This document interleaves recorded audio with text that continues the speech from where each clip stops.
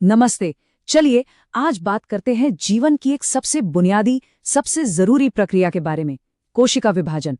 जी हाँ, ये वही जादू है जिसकी वजह से हम सब बढ़ते हैं, हमारे घाव भरते हैं और असल में हम जिंदा रहते हैं। कभी सोचा है कि हमारे शरीर के अंदर हर रोज हर एक दिन कितनी कोशिकाएं बढ़ती होंगी? अंदाजा लगाना भी मुश्किल है ना? तो सुनिए, यह आंकड़ा है 2 खरब। जी हाँ, 2 खरब कोशिकाएं रोज डिवाइड होती हैं। ये एक ऐसा चमत्कार है जो नॉन स्टॉप चलता रहता है, हमारे घाव भरता है और हमें बढ़ने में मदद करता है। तो फिर सवाल ये उठता है कि आखिर एक कोशिका से 2 कैसे बन जाती हैं? मतलब एक सेल अपनी हूबहू कॉपी कैसे तैयार कर लेती है? ये पूरी प्रक्रिया ना एक बहुत ही कॉम्प्लेक्स और परफेक्टली कोरियोग्राफ्ड डांस की तरह है। तो चलिए इस डांस के हर एक स्टेप को जरा करीब से देखते हैं। सबसे पहली और जरूरी बात, ये जो सेल डिवीजन है, ये कोई वन टाइम इवेंट नहीं है। ऐसा नहीं कि बस एक बार हुआ और खत्म। नहीं, ये एक लगातार चलने वाला चक्र है, एक साइकिल। और इस साइकिल को बहुत ही सावधानी से कंट्रोल किया जाता है। इसमें सेल का बढ़ना, अपने आप को कॉपी करना और फिर बन जाना, ये सब शामिल। तो ये जो डायग्राम स्क्रीन पर है, इसे आप हमारे आज के सफर का मैप समझ सकते हैं। इसमें मोटे तौर पर सेल साइकिल के 2 मेन फेज दिखाए गए हैं। एक है इंटरफेज, जहां सेल डिवीजन की सारी तैयारी होती है, और दूसरा है एम फेज, जहां असली एक्शन होता है, मतलब माइटोसिस। तो चलिए सबसे पहले बात करते हैं इंटरफेज की। मतलब सेल के बंटने से ठीक पहले क्या होता है? असल में सेल को एक लंबी तैयारी से गुजरना पड़ता है, और इसी तैयारी वाले फेज को हम कहते हैं इंटरफेज। ये वो वक्त है जब सेल साइज में बड़ी होती है, अपने डीएनए को कॉपी करती है और डिवीजन के लिए खुद को पूरी तरह तैयार करती है। अच्छा, अब ये जो इंटरफेज है ना, ये भी 3 छोटे छोटे स्टेप्स में बटा हुआ है। सबसे पहले आता है G1 फेज, जिसमें सेल बस ग्रो करती है, मतलब आकार में बड़ी होती है। फिर आता है सबसे जरूरी एस फेज। एस मतलब सिंथेसिस। यहीं पर सेल अपने पूरे डीएनए की एक एग्जैक्ट कॉपी बनाती है। और आखिर में आता है G2 फेज, जहां डिवीजन के लिए जो भी आखिरी तैयारियां बची हैं वो पूरी की जाती हैं। लेकिन कहानी में एक छोटा सा ट्विस्ट है। हमारे शरीर की सारी कोशिकाएं हमेशा इस साइकिल में नहीं घूमती रहती। कुछ सेल्स, जैसे कि हमारे दिमाग की या दिल की कोशिकाएं, वो एक तरह से कह सकते हैं कि रिटायर हो जाती हैं।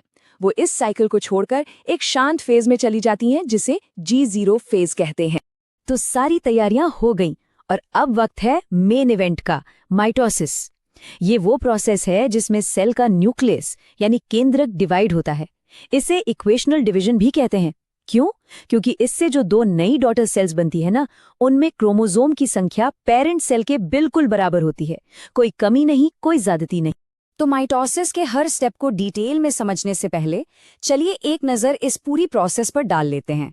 इस तस्वीर में इंटरफेस से लेकर आखिर में 2 नई सेल्स बनने तक का पूरा सफर एक साथ दिख रहा है। माइटोसिस की शुरुआत होती है प्रोफेज से। ये इसका सबसे पहला और सबसे लंबा चलने वाला फेज है। इसमें होता क्या है? सेल के अंदर जो जेनेटिक मटेरियल है, जो नॉर्मली एक उलझे हुए धागे की तरह फैला रहता है, वो अब कंडेंस होना शुरू होता है। मतलब वो सिकुड़कर मोटे मोटे धागों जैसा स्ट्रक्चर बना लेता है, जिसे हम क्रोमोसोम कहते हैं।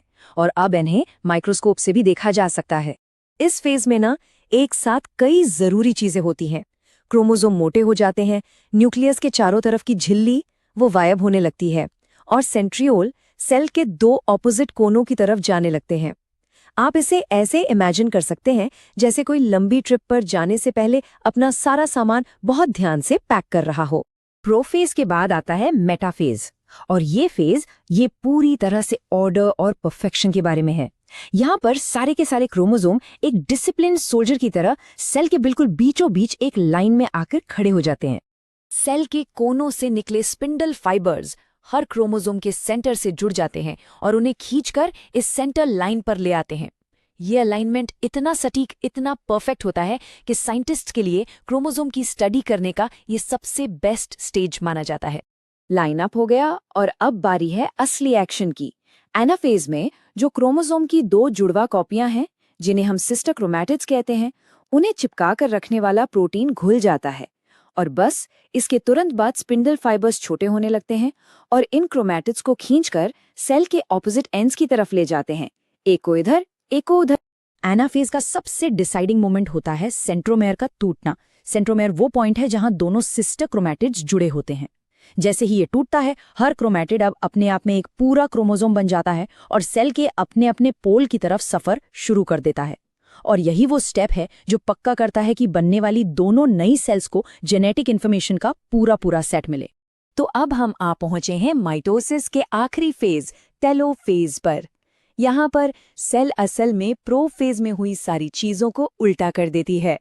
मतलब अब सेल के दोनों कोनों पर क्रोमोसोम्स के दो अलग अलग ग्रुप बन चुके हैं और अब इनके चारों तरफ एक नया न्यूक्लियस बनना शुरू हो जाता है। इस फेज में क्रोमोसोम वापस खुलना शुरू कर देते हैं, मतलब अपने नॉर्मल धागे जैसे फॉर्म में आ जाते हैं। उनके चारों तरफ नई न्यूक्लियर मेम्ब्रेन बन जाती है और जो स्पिंडल फाइबर्स थे वो भी गायब हो जाते हैं। तो कुल मिलाकर एक ही सेल के अंदर दो नए परफेक्ट न्यूक्लियस बनके तैयार हो जाते हैं। लेकिन रुकिए, कहानी अभी बाकी है। न्यूक्लियस तो दो बन गए, पर सेल तो अभी भी एक ही है।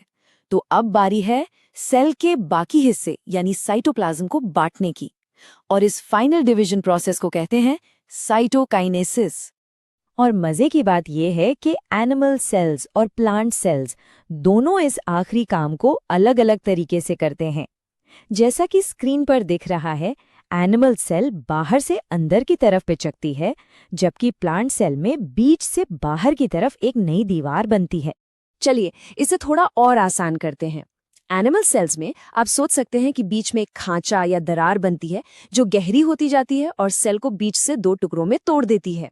लेकिन प्लांट सेल्स में क्योंकि एक सख्त सेल वॉल होती है तो ऐसा नहीं हो सकता। इसलिए उनमें बीच में एक सेल प्लेट बनती है जो धीरे धीरे बाहर की तरफ बढ़ती है और सेल को दो हिस्सों में बांट देती है। अच्छा, अब जाते जाते एक दिमागी कसरत सोचिए, क्या हो अगर न्यूक्लियस तो डिवाइड हो जाए पर सेल का साइटोप्लाज्म डिवाइड ही ना हो? क्या ऐसा मुमकिन है? जी हाँ, बिल्कुल होता है। इसका सबसे बढ़िया उदाहरण है नारियल का पानी।